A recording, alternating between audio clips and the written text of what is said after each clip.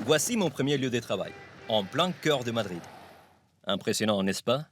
C'est le Círculo de Bellas Artes, un centre culturel privé à but non lucratif qui, depuis plus d'un siècle, accueille des artistes, des expositions, des ateliers, une salle de bal, un escalier monumental et une magnifique terrasse offrant les meilleures vues sur la capitale. Un jour, en arrivant, je vois une file d'attente qui fait tout le tour de l'édifice. Tous ces gens viennent pour prendre un verre sur la terrasse? Voir une expo? Non. Ils attendent leur tour pour lire à haute voix et en public. Ils vont participer à la lecture intégrale et ininterrompue de notre roman universel, Don Quichotte de Miguel de Cervantes. Environ 900 pages, 126 chapitres, 377 000 mots. C'est une vraie folie don quichotesque qui s'empare des hispanophones chaque 23 avril. Journée mondiale du livre, en l'honneur de Cervantes, décédé ce jour-là, tout comme Shakespeare. Voici le premier lecteur, qui est toujours le dernier lauréat du prestigieux prix Cervantes.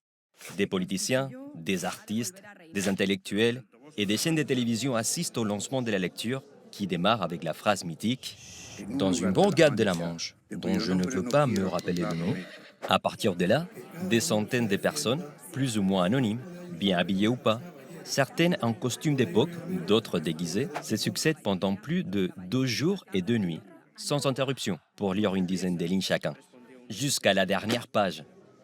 Alors que j'observe avec admiration toute cette agitation, mon chef me dit « Prépare-toi, comme tu es le dernier arrivé, tu prends le service de nuit ».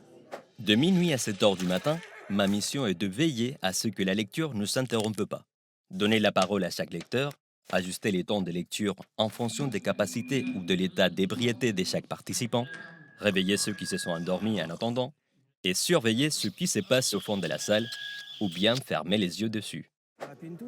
L'ambiance n'a plus rien à voir avec le défilé de personnalités de la journée.